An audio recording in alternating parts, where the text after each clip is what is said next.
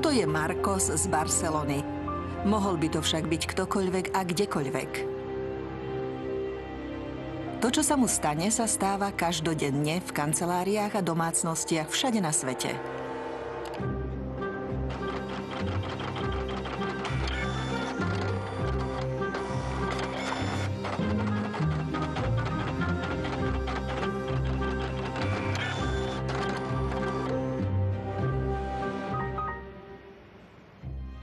Súčiastka vo vnútri tlačiarne sa poškodila a výrobca Marcosa odkazuje na technickú pomoc.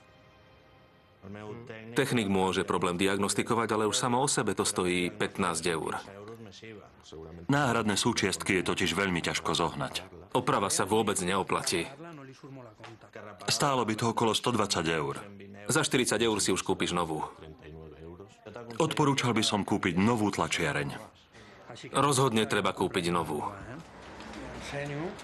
Nie je náhoda, že všetci obchodníci odporúčajú kúpiť si novú tlačiareň.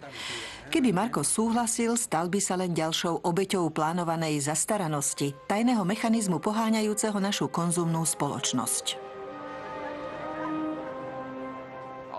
Zmyslom života sa stalo požičiavanie peňazí na kupovanie nepotrebných vecí. Žijeme v spoločnosti ovládanej ekonomikou rastu. Lenže zmyslom tohto rastu nie je uspokojenie potrieb, ale ešte väčší rast. Ak ľudia nebudú ústavične nakupovať, ekonomika neporastie. Plánované zastarávanie. Nutkavá túžba konzumenta vlastniť najnovšie veci ešte o niečo skôr, ako je vôbec potrebné. Vo filme si ukážeme, ako plánované zastarávanie ovláda naše životy už od 20. rokov 20. storočia, keď začali výrobcovia skracovať životnosť výrobkov len preto, aby zvýšili dopyt spotrebiteľov. Jednoducho skrátime životnosť produktov na 1000 hodín a hotovo.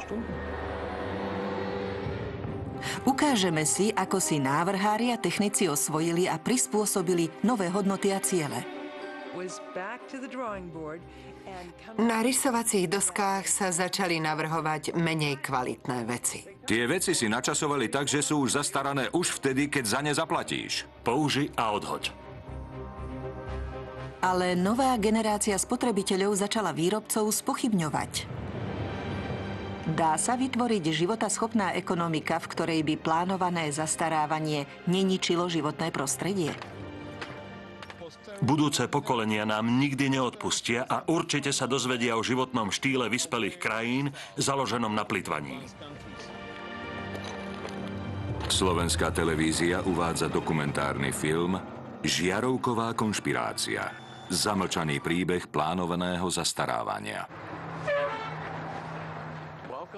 Vítajte v Livermore v Kalifornii, na mieste, kde sa zrodila prvá žiarovka sveta. Volám sa Lynn Owens a vediem komisiu pre žiarovky. V roku 1972 sme zistili, že žiarovka, ktorá visela v požiarnej stanici, nebola hociaká žiarovka.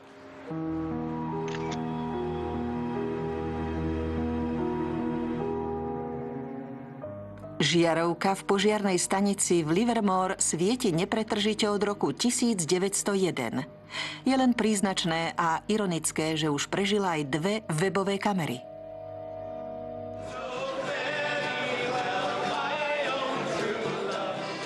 Keď v roku 2001 žiarovka slávila svoje 100. narodeniny, obyvatelia Livermoreu usporiadali veľkú narodeninovú oslavu v americkom štýle. Mysleli sme si, že príde tak 200 ľudí, ale nakoniec nás bolo asi 900.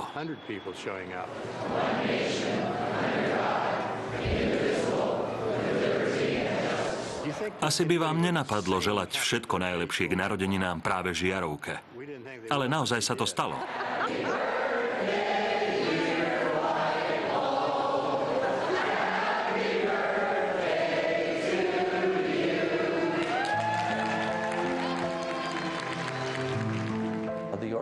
Základ žiarovky vznikol v mestečku Shelby v štáte Ohio okolo roku 1895. A žiarovku skonštruovali veľmi zaujímavé dámy, ktoré mám tu na obrázku, a niekoľko pánov, ktorí do spoločnosti investovali. Vlákno vymyslel Adolf Chaillet a vymyslel ho tak, aby vydržalo.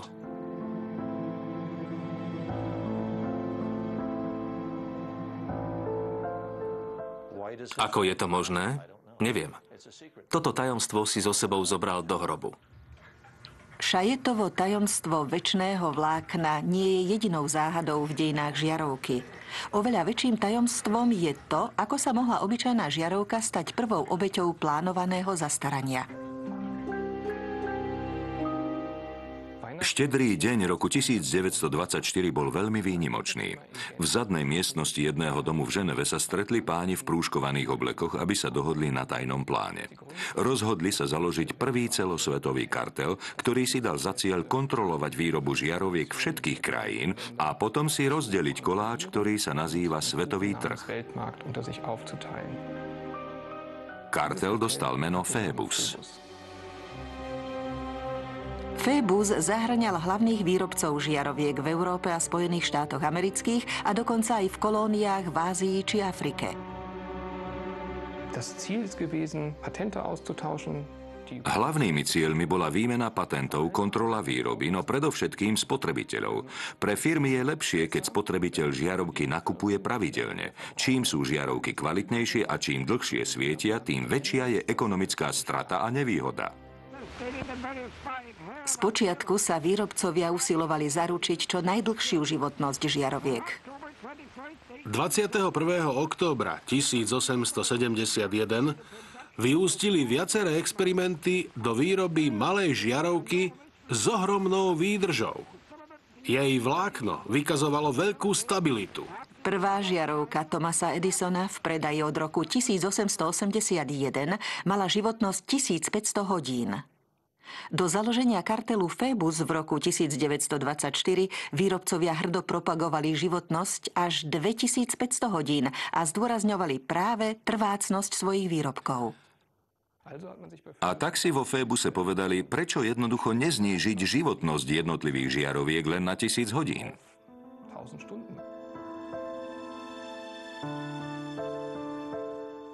V roku 1925 bol za tým účelom zriadený tzv. Výbor pre 1000-hodinovú životnosť, ktorý si vytýčil cieľ znížiť po technickej stránke životnosť žiaroviek na stanovený limit. O viac ako 80 rokov odhalil berlínsky historik Helmut Höge dôkazy o činnosti tohto výboru ukryté v interných dokumentoch zakladajúcich členov kartelu. Napríklad holandskej spoločnosti Philips, nemeckej firmy Osram alebo francúzskej Compagnie de l'Homme. V tomto dokumente kartelu sa uvádza: priemerná životnosť lámp verejného osvetlenia nesmie byť zaručená, použitá alebo ponúknutá v inej hodnote, ako je životnosť 1000 hodín. Pod nátlakom kartelu začali členovia spoločnosti pracovať na návrhoch menej odolnej žiarovky, ktorá by vyhovovala novému pravidlu 1000 hodín.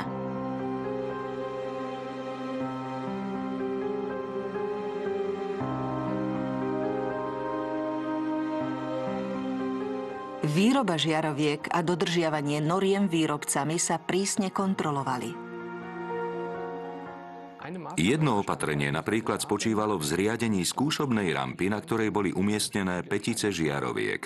Na ne sa pripevňovali jednotlivé exempláre žiaroviek z rôznych výrobných sérií a firmy ako napríklad Osram čo najprecíznejšie zaznamenávali, ako dlho žiarovky svietia.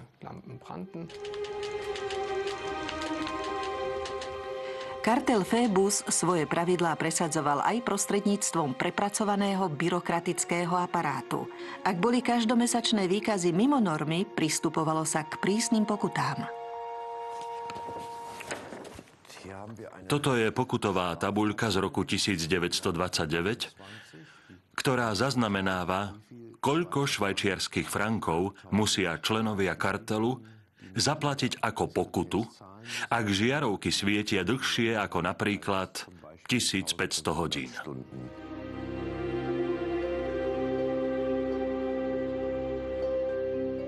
Ako sa postupne presadzovalo úmyselné zastarávanie, životnosť produktov sa znižovala. Len za 2 roky prudko klesla z 2500 na 1500 hodín. Do roku 1940 sa kartelu podarilo naplniť svoj cieľ. Štandardnou dobou životnosti žiaroviek sa stalo 1000 hodín. V roku 1932 to musela byť veľmi lákavá vízia. V tom čase sa ešte vôbec nehovorilo o niečom, ako je trvalá udržateľnosť. Planéta sa vnímala len ako nevyčerpateľný zdroj prírodných surovín, ktoré treba využívať výlučne v prospech hromadenia bohatstva. Iróniou osudu bola žiarovka vždy symbolom nových myšlienok a inovácií. A preto sa stala jedným z najstarších a najlepších príkladov plánovaného zastarávania. V nadchádzajúcich 10 ročiach vynálezcovia patentovali desiatky nových žiaroviek. Jedna dokonca svietila až 100 000 hodín, no žiadna z nich sa nedostala na trh.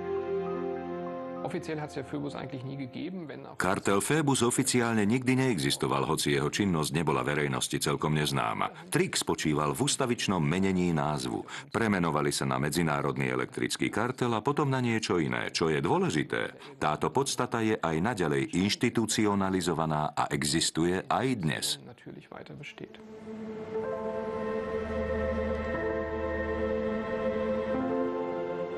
V Barcelone sa Marcos rozhodol neposlúchnuť rady obchodníkov kúpiť si novú tlačiareň. Chcel si ju opraviť na vlastnú päsť a na internete našiel človeka, ktorý dokázal presne určiť technickú chybu. Je to malé špinavé tajomstvo atramentových tlačiarní. Chcel som si niečo vytlačiť a tlačiareň mi oznámila, že potrebuje vymeniť niektoré súčiastky. Tak som sa teda rozhodol trošku sa v nej povrtať. Ahoj Marcos, dostal som tvoju správu. Marcos sa s autorom videa spojil. Na dne tlačiarne sa nachádza zásobník vyplitvaného atramentu. Atramentové tlačiarne musia ustavične čistiť hlavy, čo sa vykonáva striekaním atramentu cez otvor v dolnej časti tlačiarne do tejto veľkej špongie. Čas, za ktorý istý počet kvapiek atramentu pretečie, je presne stanovený a potom prestane fungovať. Oficiálne zdôvodnenie znie, že ide o zabránenie vytekaniu atramentu na stôl. Obávam sa však, že podstata problému je inde. Technológia je jednoducho nastavená tak, aby sa prístroj pokazil.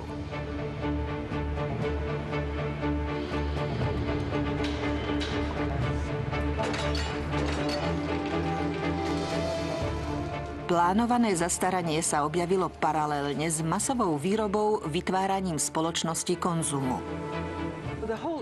Výroba produktov so zníženou životnosťou je súčasťou procesu, ktorý sa začal priemyselnou revolúciou. Stroje začali vyrábať masovo a oveľa lacnejšie. Spotrebitelia boli nadšení, so strojmi však nedokázali držať krok a množstvo produkcie sa vymklo z rúk. Už v roku 1928 jeden vplyvný časopis varoval, že výrobok, ktorý sa odmieta opotrebovať, je tragédiou pre biznis. Masová produkcia spôsobila, že mnohé druhy tovaru sa stali široko dostupnými. Ceny klesli a ľudia začali nakupovať nie pre potrebu, ale pre zábavu. Ekonomika prekvitala.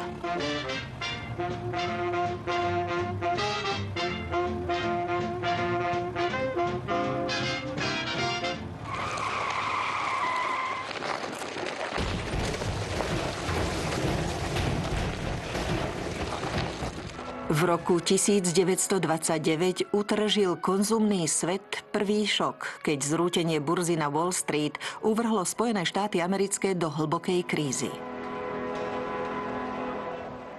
Do roku 1933 ostala bez zamestnania štvrtina pracovnej sily. Ľudia si už nežiadali tovar, ale prácu a jedlo.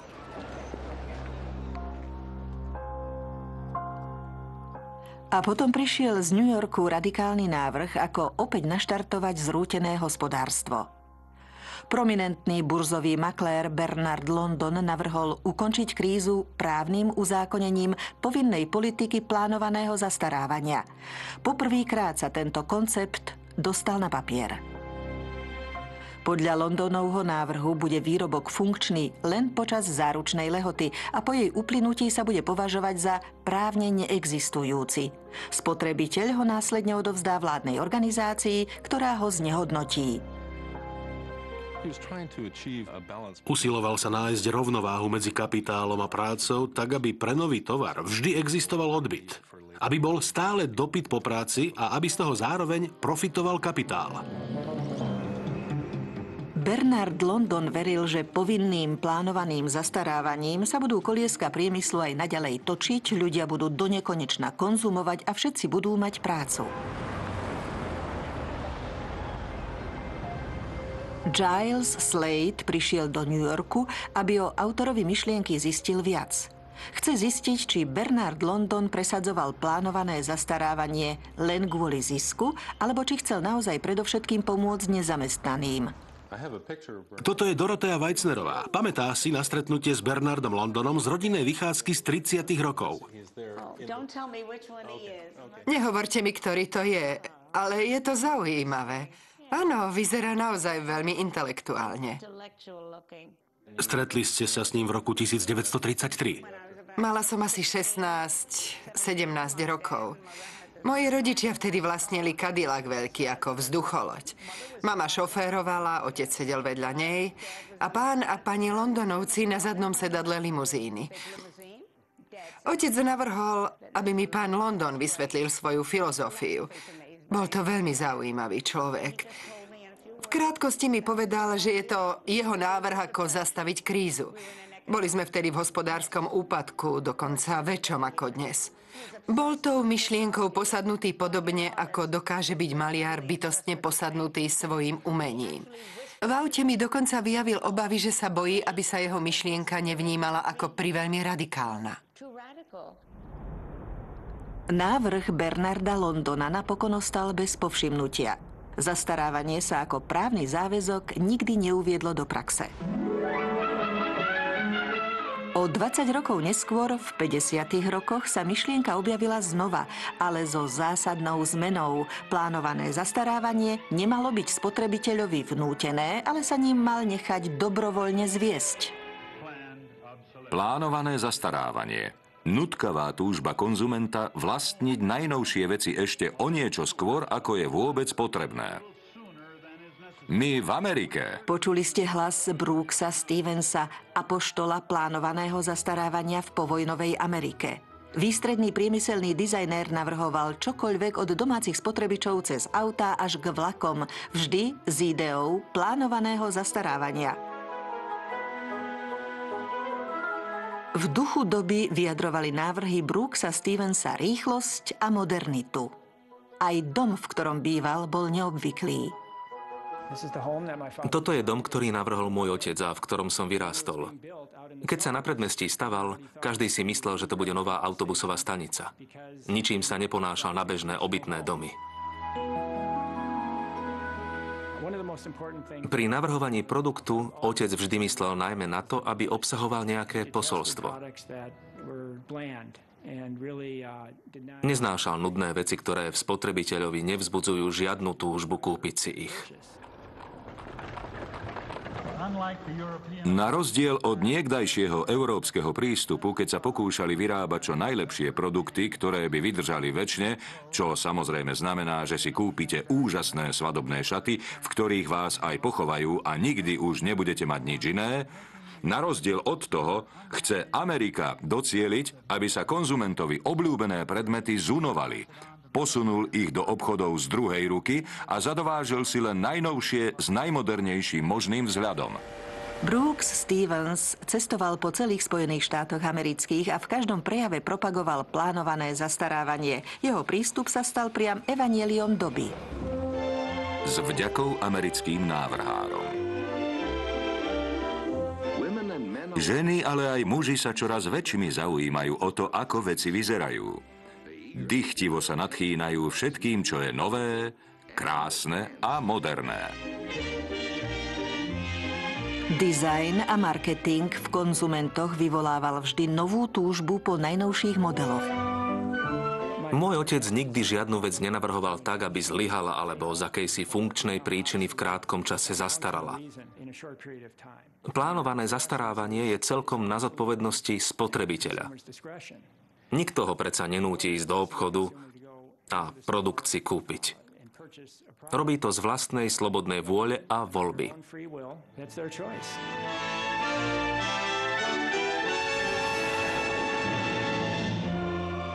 Sloboda a šťastie vďaka neobmedzenej spotrebe. Americký spôsob života v 50. rokoch sa stal základom konzumnej spoločnosti, ako ju poznáme dnes.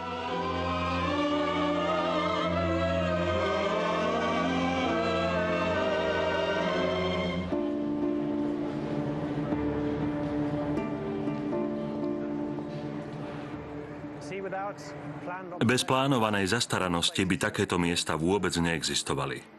Neboli by žiadne produkty, neexistoval by priemysel, boli by zbytoční dizajnéri či architekti, predávači, upratovači, žiadne bezpečnostné hliadky, žiadne pracovné miesta. Ako často si vymieňate mobilné telefóny? Raz za rok. Raz za rok. Plánované zastarávanie je dnes integrovanou súčasťou škôl dizajnu aj inžinierstva. Boris Knuff vysvetľuje koncept životného cyklu produktu, čo je moderný eufemizmus pre plánované zastarávanie. Bol som pre vás nakúpiť a mám tu niekoľko vecí.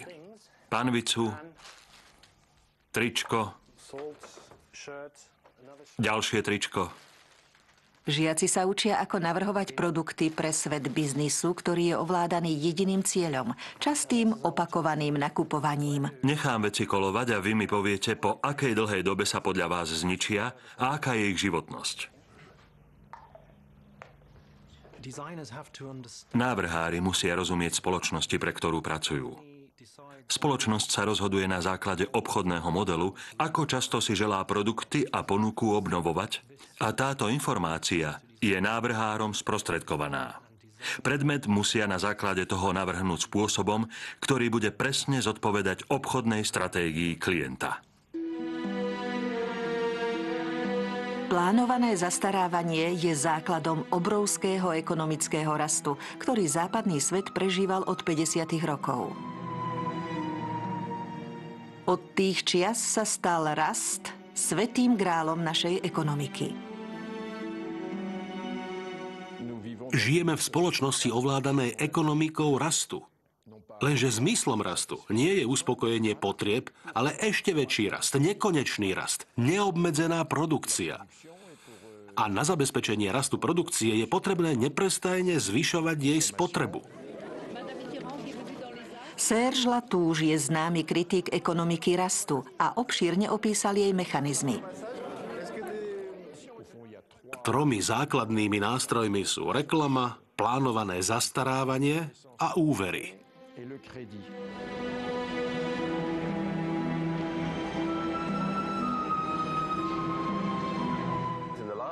V poslednej generácii sa zmyslom života stalo požičiavanie peňazí na nákup vecí, ktoré nepotrebujeme. To je postavené na hlavu. Kritici spoločnosti rastu upozorňujú, že je z dlhodobej perspektívy neudržateľná, nakoľko sa zakladá na očividných rozporoch. Ten, kto si myslí, že nekonečný rast sa dá zosúladiť s konečnou planétou, je buď blázon, alebo ekonóm. Dráma tkvie v tom, že v dnešných časoch sme všetci ekonómovia. Prečo sa každé 3 minúty vyrobí niekde na svete nový produkt? Je to naozaj potrebné? Zdá sa mi, že veľa ľudí pochopilo potrebu zmeny takéhoto systému vo chvíli, keď im politici začali tvrdiť, že viac nakupovania môže najlepšie naštartovať krachujúcu ekonomiku. V spoločnosti rastu všetci sedíme v pretekárskom aute, ktoré už dávno nemá šoféra a ktorého koniec sa dá ľahko predvídať. Bude to buď tvrdý náraz do múra, alebo zrútenie sa do priepasti.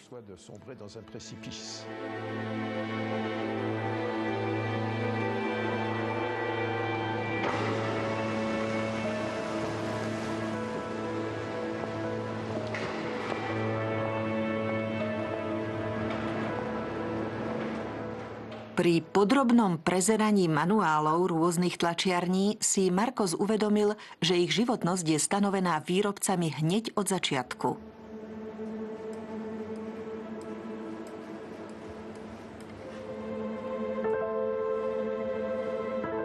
Dosiahli to umiestnením čipu hlboko dovnútra tlačiarne.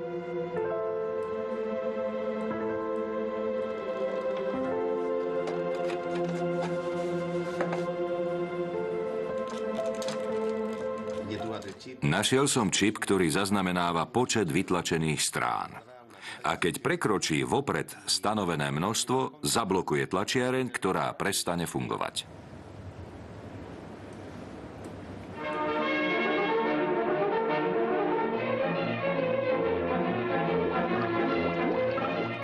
Aké majú inžinieri pocity z vyrábania vecí, ktorých účelom je zlyhať? Ich dilemu popisuje britský film z roku 1951, v ktorom mladý chemik vynašiel trvalú hrozbu. Je presvedčený, že sa zaslúžil o veľký pokrok.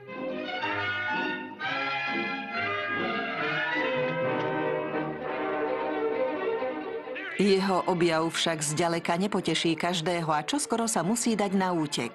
Nie len pred majiteľmi továrne, ale aj pred robotníkmi, ktorí sa boja straty zamestnania.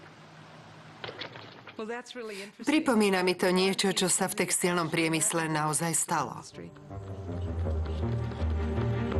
V 40. rokoch ohlásil chemický gigant DuPont príchod revolučného syntetického tkaniva nylonu.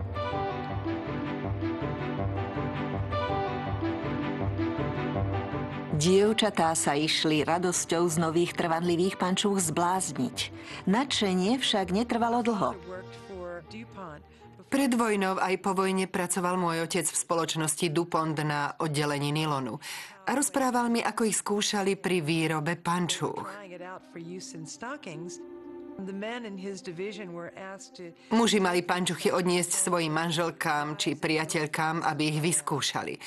Moja mama bola prvými nylonovými pančuchami nadšená, pretože boli naozaj pevné a odolné. Chemici z firmy DuPont mohli byť na svoje výsledky právom pyšní. Odolnosť nylonových pančúch oceňovali dokonca aj muži. Problém však tkvel v tom, že mali dlhú životnosť. Ženy boli nadšené, že sa im na pančuchách nepúšťali očká. Lenže spoločnosti vyrábajúce pančuchy ich preto predávali málo. DuPont dal otcovi Nicole Foxovej a jeho kolegom nové nariadenia. Muži z oddelenia sa museli vrátiť k rysovacím doskám za účelom vymyslenia slabších vláken. Museli vytvoriť menej odolný materiál púšťajúci očká, aby pančuchy vydržali len obmedzenú dobu. Tí istí chemici, ktorí svoje schopnosti využili na výrobu odolných nylonových pančúch, začali kráčať s duchom doby a navrhli menej odolný materiál. Hrozba trvanlivosti sa z továrne stratila podobne ako na plátnach kín. Nad objavom potrebujeme získať úplnú kontrolu. Zaplatíme vám aj dvojnásobok sumy. 250 000. Chcete ho zastaviť? Áno. Ako sa asi chemici v DuPontovej firme cítili, keď museli znižovať kvalitu vlastných výrobkov? Vyrábať nekvalitné výrobky bolo pre inžinierov zaiste ubíjajúce, najmä ak vynaložili toľko úsilia, aby ich kvalitu zaručili. Na druhej strane, možno je to len pohľad zvonka. A či vyrobili pančuchy odolné alebo menej odolné, oboje bola ich práca. Inžinieri sa ocitli v zložitej etickej dileme. To, že museli čeliť plánovanému zastarávaniu, ich nutilo overovať najzákladnejšie etické zásady. Stará škola bola presvedčená, že by mali vyrábať kvalitné výrobky, ktoré vydržia čo najdlhšie, a novú školu inžinierov ovplyvňoval trh, ktorým diktoval vyrábať veci na jedno použitie. Rozpor sa nakoniec skončil tým, keď prevládol prístup trhu a novej školy. Smrť obchodného cestujúceho. Plánované zastarávanie neovplyvnilo len inžinierov. Frustráciu bežných spotrebiteľov odzrkadľuje klasická hra dramatika Artura Millera. Tak ako jeho Willy Lomax, aj ostatní konzumenti boli odkázaní na bezmocné ponosy. Aspoň raz v živote by som chcel vlastniť niečo, čo sa nepokazí skôr, ako to kúpim. Ten brak ma pripraví o život. Len čo splatím auto, môže ísť do šrotu. Chladnička. Požiera elektrínu ako maniak. Oni tie veci časujú. Keď ich konečne splatíš, môžeš ich rovno vyraziť. Spotrebitelia zväčša ani netušili, že na druhej strane železnej opony v krajinách východného bloku existovala ekonomika bez plánovaného zastarávania.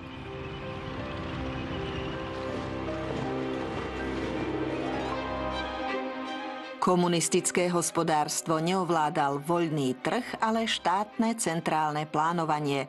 Bolo neefektívne a trpelo chronickým nedostatkom zdrojov. V takom systéme by plánované zastarávanie nedávalo žiaden zmysel.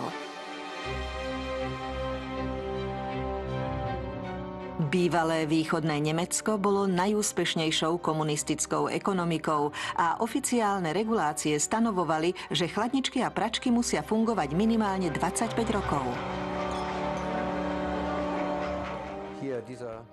Túto chladničku východonemeckej výroby som kúpil v roku 1985 a má najmenej 24 rokov.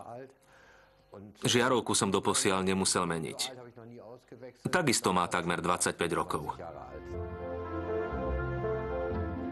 V roku 1981 vyrobila továreň vo východnom Berlíne dlhotrvajúcu žiarovku. Uviedli ju na medzinárodnom veľtrhu so svietidlami s úmyslom nájsť odberateľov zo západu. Keď východonemecký výrobca v roku 1981 prezentoval dlhotrvajúce žiarovky na veľtrhu v Hanoveri, západní výrobcovia sa nazdávali, že chce ľudí pripraviť o prácu. Ale inžinieri z firmy Narva odpovedali: naopak, pracovné miesta udržiavame práve vďaka tomu, že šetríme zdroje a nemrháme wolframom. Západní odberatelia žiarovku odmietli. V roku 1989 sa zrútil Berlínsky múr. Továreň bola zatvorená a výroba východonemeckej dlhotrvajúcej žiarovky sa zastavila. Dnes sa dá vidieť len na rôznych výstavách a v múzeách.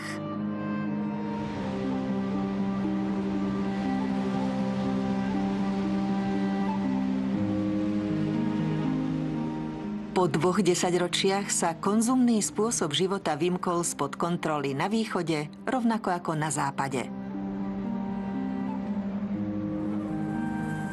No predsa nastala istá zmena.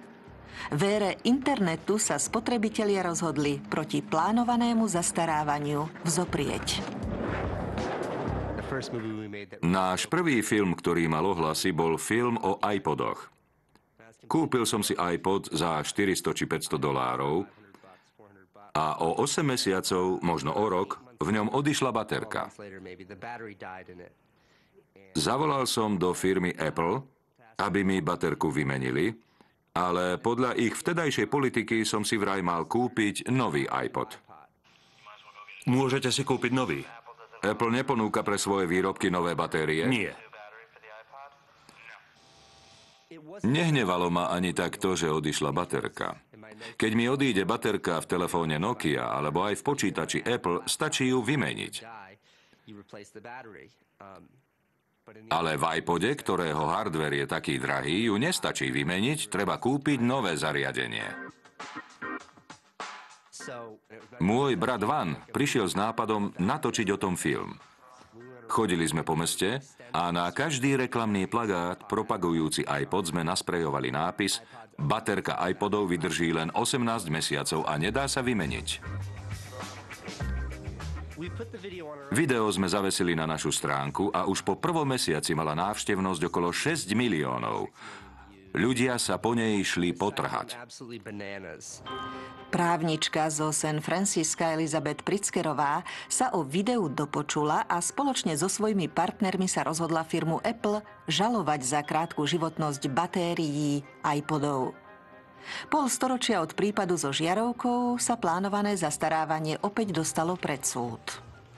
Súdny spor sme začali 2 roky po uvedení iPodov na trh. V tom čase Apple len v Spojených štátoch predal okolo 3 miliónov iPodov. Mnohí z 3 miliónov vlastníkov iPodov mali s batériami problémy a boli ochotní podať žalobu. Jedným z nich bol aj Andrew Westley. Spomedzi tých spotrebiteľov, ktorí sa nám ozvali, sme vybrali niekoľkých, ktorí sa stali zástupcami v právnej žalobe.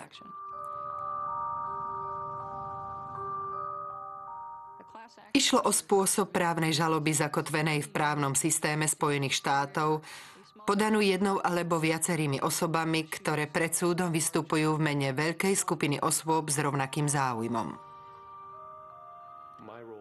Na súde som zastupoval tisícky, možno 10 000 osôb. Prípad sa stal známy ako Westley versus Apple.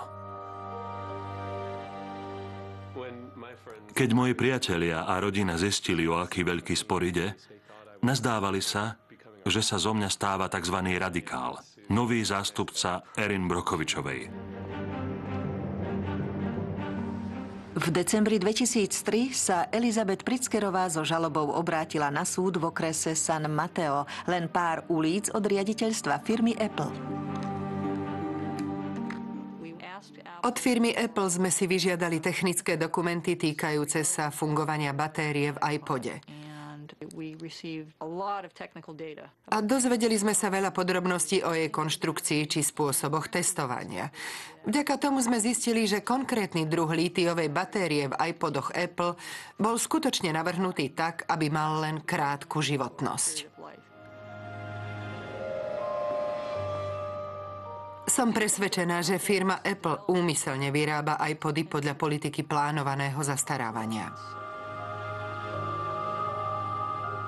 Po niekoľkých mesiacoch napätia sa obe strany dohodli na zmiery.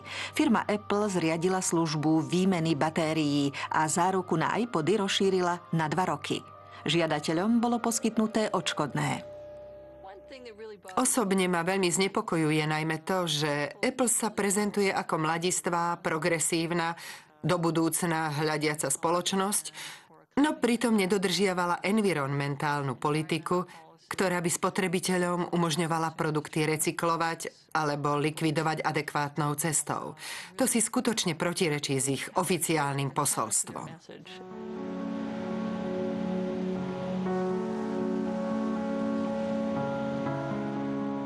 Plánované zastarávanie vytvára nepretržitý príliv odpadu, ktorý sa preváža do krajín tretieho sveta, napríklad do africkej Ghany. Do našej krajiny sa už 8 alebo 9 rokov dovážajú kontajnery s elektronickým odpadom. S vyradenými počítačmi či televízorom, ktoré v rozvinutých krajinách už nikto nechce. Prevážanie elektronického odpadu do krajín tretieho sveta je medzinárodným právom zakázané, ale obchodníci majú na porúdzi jednoduchý trik. Odpad deklarujú ako tovar z druhej ruky. Viac ako 80% elektronického odpadu privážaného do Ghany sa vôbec nedá použiť a náklady kontajnerov sa povaľujú na skládkach po celej krajine. Sme na vychýrenom smetisku na predmestí Abgobloši ghanského hlavného mesta Accra. V minulosti tu v meandroch pretekala krásna rieka Odav, vždy plná rýb. Nedaleko odtiaľto sme chodili do školy. Na týchto miestach sme hrávali futbal. Sedávali na brehoch rieky, rybári nás vozili na vyhliadky po kraji. Ale to je všetko preč. Som z toho nesmierne smutný a veľmi nahnevaný.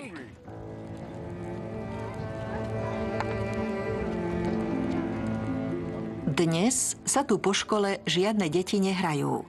Namiesto toho na smetisko prichádzajú deti z chudobných rodín hľadať zvyšky kovov. Spaľujú plastický povrch drôtov z vyradených počítačov, aby zachránili kovové káble.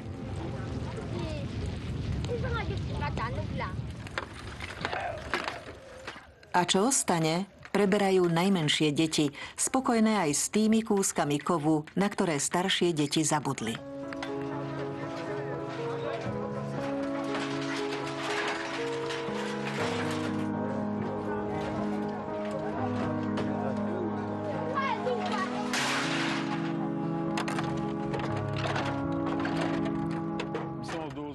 Ľudia z lodných zásielok tvrdia, my len chceme vyrovnať technologické rozdiely medzi Európou a Severnou Amerikou a medzi Ghanou a zvyškom Afriky. No pravda je taká, že tento odpad jednoducho nefunguje. Elektronický odpad nemá zmysel, ak sa s ním nedá nič robiť. Najmä, ak ste ho sám nevyrobili a vaša krajina sa zneužíva ako smetisko sveta.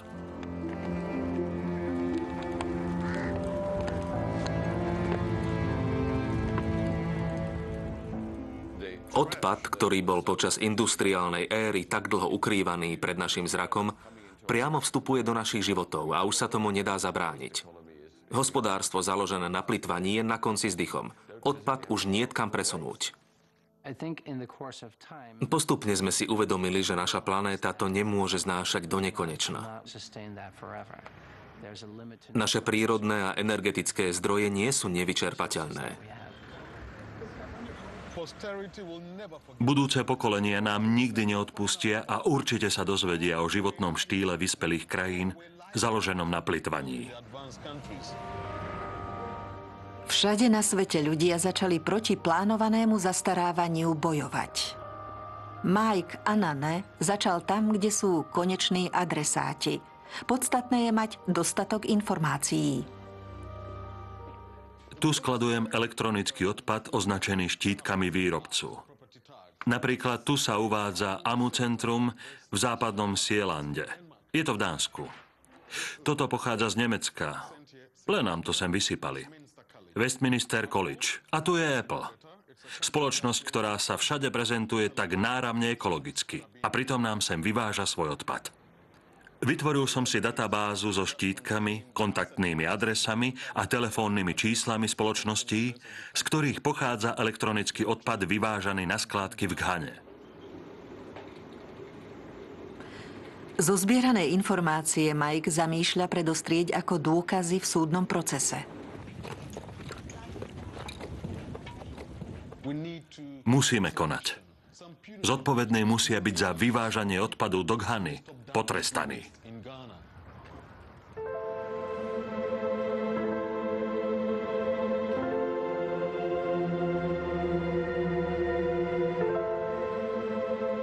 Marcos na internete pokračuje v hľadaní možností predĺžovania životnosti svojej tlačiarne.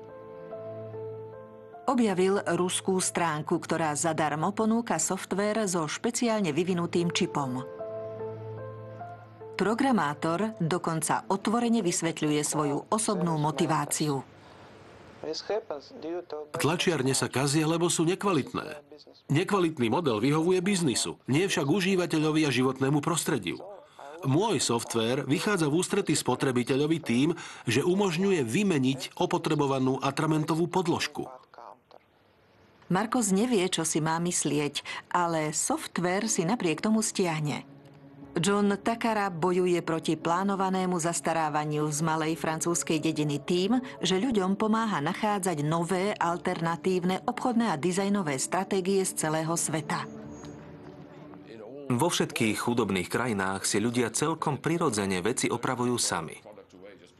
Názor, že vec je treba vyhodiť len preto, že sa na nej niečo pokazí, je pre ľudí z globálneho juhu nemysliteľné, neušľachtilé a vulgárne. Na tradíciu schopnosti veci šetriť a opravovať existuje v Indii dokonca veľmi zložitý pojem džugát.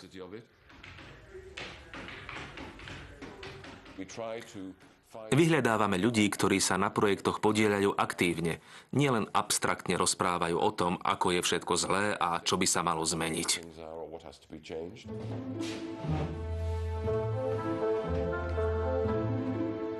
Jedným z tých ľudí je aj Warner Phillips, potomok slávnej dynastie výrobcov žiaroviek. Starý otec ma raz zobral do jednej z tovární firmy Philips v Eindhovene a ukázal mi, ako prebieha veľkovýroba žiaroviek. Bol to silný zážitok. Po 100 rokoch od založenia žiarovkového kartelu Warner Phillips v rodinnej tradícii pokračuje. S úplne novým prístupom vyrába polovodičové LED žiarovky, ktorých životnosť je 25 rokov. Medzi svetom obchodu a životným prostredím nemá existovať priepasť. Podľa mňa sa obchod dá zosúladiť s trvalou udržateľnosťou a dokonca je pre obchod prospešná. Jedinou cestou k tomu je podľa mňa uvedomiť si skutočnú cenu zdrojov, ktoré sa využívajú. Zohľadňujeme cenu energie, ale aj energiu, ktorá sa spotrebuje pri transporte. Keby mali dopravcovia za transport platiť skutočnú cenu, nevraviac o tom, že ropa je neobnoviteľný zdroj, za ktorý nemáme náhradu, náklady za transport by stúpli 20-násobne až 30-násobne. Ak sa to zohľadní pri každom vyrobenom produkte, pre výrobcov a podnikateľov všade na svete to bude veľká motivácia vyrábať produkty s veľmi vysokou životnosťou. Politika plánovaného zastarávania sa dá odstraňovať aj novým prístupom k technike a výrobe spotrebného tovaru. Moderný koncept, označovaný pojmom z kolísky do kolísky, tvrdí, že keby boli všetky továrne kompatibilné s prírodou, plánované zastarávanie by sa prekonalo. Keď sa hovorí o ochrane životného prostredia, rozumieme pod tým šetrenie, obmedzovanie, žiadny odpad, menej škodlivosti. Keď však pozorujeme na jar prírodu, vidíme, že nepotrebuje šetriť, obmedzovať ani redukovať odpad. Príroda vytvára hojnosť všetkého, no opadané kvety, mŕtve lístie či iné odumreté časti nie sú odpad. V prírodnom cykle sa stávajú živinami pre iné organizmy. Príroda nepozná odpad, pozná len živiny. Podľa Braungarta priemysel môže tento harmonický prírodný cyklus imitovať. Že to možné je, dokázal novým návrhom výrobného procesu v švajčiarskej textilnej továrni. Keď máme napríklad látku na potiahnutie gauča alebo stoličky, zvyšné odstrižky sú natoľko jedovaté, že sa musia zlikvidovať ako špeciálny odpad.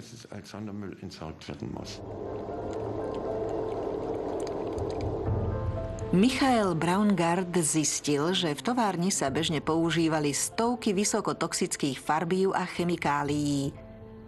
Pre výrobu v novej továrni obmedzil spolu so svojím tímom tento zoznam na 36 biologicky odbúrateľných látok. Sústredíme sa na látky, ktoré sú také neškodné, že by sa dali nakrájať a zjesť. Pre spaľovne odpadu je odstránenie každého výrobku s krátkou životnosťou problém. Ak však spoločnosť vytvára výživné látky, produkt s krátkou životnosťou predstavuje možnosť vyrobiť z neho niečo nové. Radikálnejší kritici plánovaného zastarávania ale tvrdia, že len reforma produkcie nestačí. Podľa nich treba celkom zmeniť ekonomický systém a náš rebríček hodnôt. Ide o skutočnú kultúrnu revolúciu. Zmenu doterajšej paradigmy, zmenu myslenia. Tá revolúcia sa nazýva odmietnutie ekonomiky rastu. Serge Latouche prednáša, ako sa dá celkom vymaniť zo spoločnosti založenej na ustavičnom raste. Odmietnutie ekonomiky rastu je provokatívny koncept, ktorého zmyslom je skoncovať s delirickým diskurzom o akomkoľvek raste, či už nekonečnom alebo udržateľnom, a ktorý zdôrazňuje potrebu dôkladnej zmeny myslenia.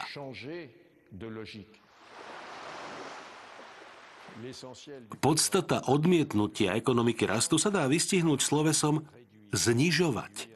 Znižovať vplyv na prírodu, znižovať plytvanie, nadprodukciu, nadmernú spotrebu. Znižovaním spotreby, znižovaním produkcie sa vytvára voľný čas, vďaka ktorému sa dajú rozvíjať iné formy bohatstva. Ich výhodou je, že spotrebou sa nevyčerpávajú, podobne ako priateľstvo alebo poznanie. Naša spoločnosť chorobne lipne na veciach. Dávajú nám pocit sebavedomia a identity. Čiastočne je to v dôsledku zániku javov, ktoré v nás identitu vytvárali pôvodne. Napríklad prináležitosť k istej komunite, vzťah k pôde a iné sociálne väzby, ktoré konzumný spôsob života vytlačil. Keby šťastie záviselo od úrovne spotreby, mali by sme byť úplne šťastní. Spotrebujeme totiž 26-násobne viac ako v dobe Karla Marxa. A všetky prieskumy verejnej mienky ukazujú, že ľudia napriek tomu nie sú 26-násobne šťastnejší. Šťastie sa vždy dá merať len subjektívne. Kritici odmietania rastu sa obávajú, že to zničí moderné hospodárstvo a uvrhne nás to kamsi do doby kamennej. Návrat k udržateľnej spoločnosti, ktorej ekologická forma nepresahuje možnosti planéty, neznamená návrat do doby kamennej. V krajine ako je Francúzsko to znamená návrat do 60. rokov 20. storočia, čo skutočne nebola žiadna doba kamenná. Spoločnosť odmietajúca ekonomiku rastu uskutočňuje Gandhiho myšlienku, podľa ktorej je svet dostatočne veľký na to, aby uspokojil potreby všetkých, no vždy bude priveľmi malý na to, aby mohol uspokojiť nenásytnosť nemnohých.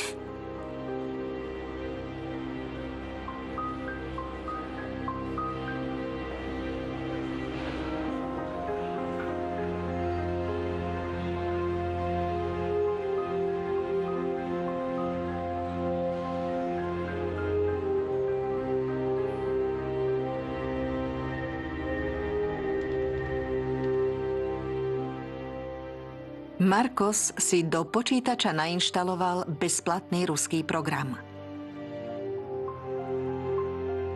Pomocou nového softvéru sa mu podarilo nastaviť čip vo vnútri tlačiarne naspäť na nulu.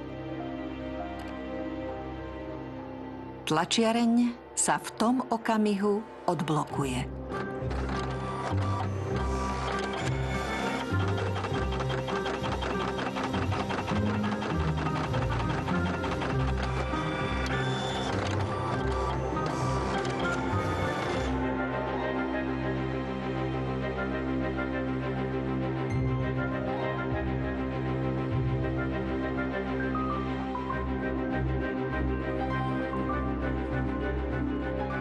Na slovenskom znení spolupracovali Peter Rúfus, Jana Bárdošová, Peter Kolárik, Jan Tréger, Ľubica Očková, Martin Vitek, Peter Heriban, Hanna Sokolíková, Silvia Rupeltová, Ružena Zindlerová, William Tokár a Ivan Paldia. Slovenské znenie vyrobila Slovenská televízia pre Rozhlas a Televíziu Slovenska 2013.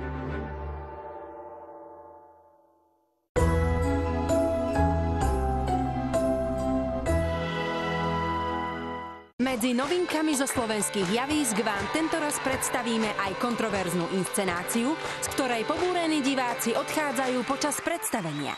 Umenie 2013, divadlo a tanec. Dnes večer na Dvojke. Niektorých ľudí nezlomí ani handicap. Som nejak nešťastne dala ruku do cirkulára, no a všetko sa proste za sekundu zmenilo. Práve naopak. Videl ma lyžovať nejaký pán doktor. Ma oslovil, že či nechcem lyžovať za postihnutých. V športe aj v súkromí im pomáha prekonať každú prekážku. Spoznajte rodinu paralympioničky Ivety Chlebákovej v cykle dokumentov Família. Piatok večer na Dvojke.